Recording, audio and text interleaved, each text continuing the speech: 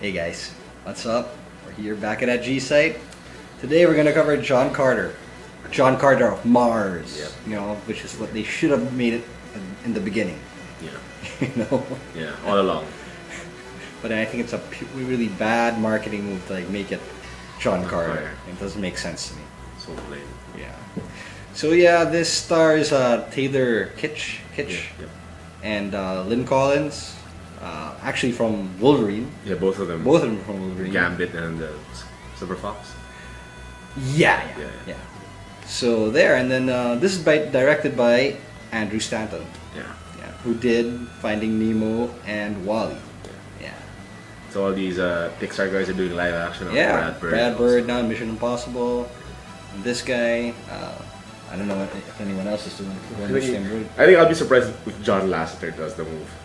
Mm. John Lasseter's Mr. Pixar. Yeah, exactly. That would be interesting if he actually went that route, right? Yep. Yeah. So yeah, this is oops, sorry. Let's fix this. Come on. It's gonna be edited.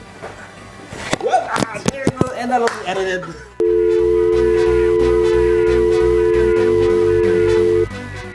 All right.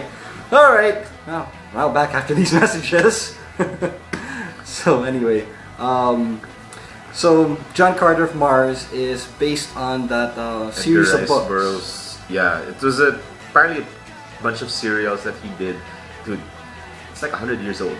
1912.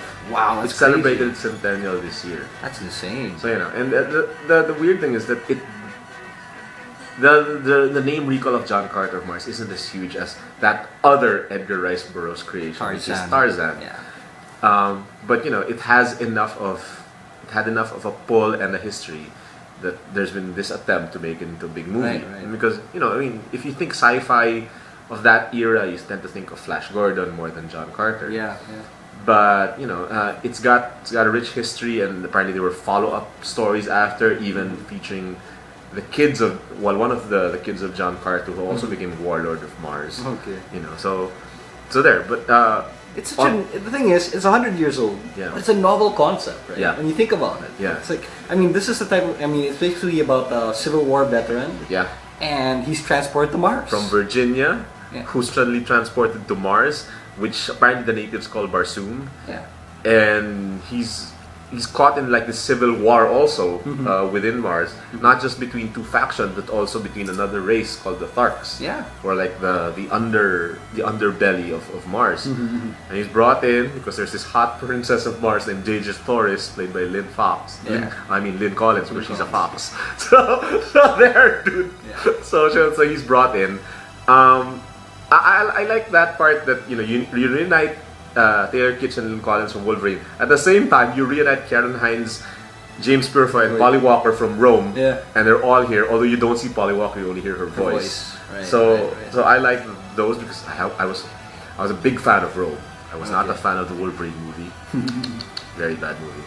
So there, and overall, I thought this was a fun movie, man. I mean, I've heard complaints that it ran a bit long because it's 2 hours. I thought it was a bit slow. But there were some parts There that were were some slow slow. parts. Yeah, but the parts that rocked really rocked. Because you know it's supposed to be in another planet, so that there was technology. I mean, especially through the eyes of a Civil War veteran, seeing things flying around is different. So they kept mentioning that. Yeah. What I found would be difficult is understanding and recalling the terms they were using. There are a lot of terms they were using that were native to Mars, Yeah. and names that were hard, you know. I might be nitpicking, but I don't know. That kind of stood out for me.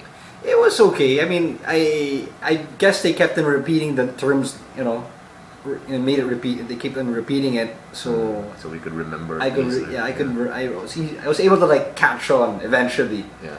You know, who are the bad guys, who are the good guys. You know, Yeah. it eventually made sense, and I think that I'm sure when they were like doing the movie, they put a lot of thought into like Yeah. how to introduce all these certain terms. So it worked for me. Of course, I really liked Willem Dafoe, even though he's just a voice. Yeah. You know, yeah. Yeah, he was one of the and he used to be a voice talent for Finding Nemo, right? Yeah. So the role there actually is kind of similar to the role here. A bit. You know, a bit of a character. Rebel. Rebel, a little bit of a antagonist type. Mm. He falls in the same description here. But he was, I think, he was for me the most fun voice. Yeah. Of course, it's always cool to see Mark Strong, although he's really been typecast already as the bad guy. Yeah. And it's like, oh, we need a bald dude who's kind of evil with a British accent. Mark Strong, you're it. Yeah, that's it. Yeah, I mean, so- I think for him, that's his bread and butter already. Yeah. I think he's already made his peace with it. Yeah. How many times have we seen him as a bad guy? Robin Hood, Kick-Ass. Kick-Ass, Green Lantern, Green Lantern. Sherlock Holmes 1. Sherlock Holmes one. There you go. Yeah. Mark Strong, man. Yeah. Yeah, I love the guy. I mean, he really looks like an evil Andy Garcia, but Yeah, exactly. You're right. so You're it right. works for me. Right? Yeah. The guy's got talent, given that. Yeah. I mean, the human talents here were pretty cool. The voice talents were nice, although I didn't realize it was Thomas Hayden Church until like I saw the credits. Yeah. You know, Yeah. playing one of the heavies, and what was Samantha it? Morton. Samantha Morton. You barely hear from her. Yeah. Who else is in there? It's about Actually, it's those are the the- voice. Yeah, Voices. in terms of the voices. Yeah. Holly Walker. Taylor Kitsch, man. I don't know about this dude. I guess this is the one thing that was just got me on the fence about this movie. He just didn't draw me in. Another thing, dude, they kept playing that he's from Virginia. He fought for the Confederacy, and I didn't hear any Southern accent there. Yeah. You know, I mean, he had more of a Southern accent when he played Gambit in Wolverine. Yeah, I think so. Yeah, I You know, think he played pulled out that the Cajun Louisiana accent. thing. Yeah, There. the Cajun It was thing. there more. Here, it was nowhere. You know, I mean, okay, Yeah. where was that? Mhm, You know, I found that really disturbing and lacking. Yeah. You know, I was fine with everybody else. I like that they had, you know, British actors like Purefoy and Karen Hines use their British Right. accents to the full as Yeah. as people from Barsoom, and Dominic West as the main baddie. Mhm. Well, not the main baddie, but the one being Yeah. manipulated by the other baddies. Yeah. And you know, Lynn Collins adopted the British accent for this, and Mhm. you know, and I also like that, you know, they put those markings like tattoos on them for the Martians. Yeah, because originally I think the book they're really red skinned, right? It's really think so. really outright red skin. Here Yeah, they just and have a they're really bad tan. really skimpy clothing, man. Hey, I mean, yeah. the art in the Dynamite comics Oh yeah, adaptation. she looks even hotter there. Yeah, like Princess ooh. of Mars looks amazing. Yeah. Like, you know, of course it's a PG-13 movie, and I think they were really, it's a Disney film, so they were directing it to for a family crowd.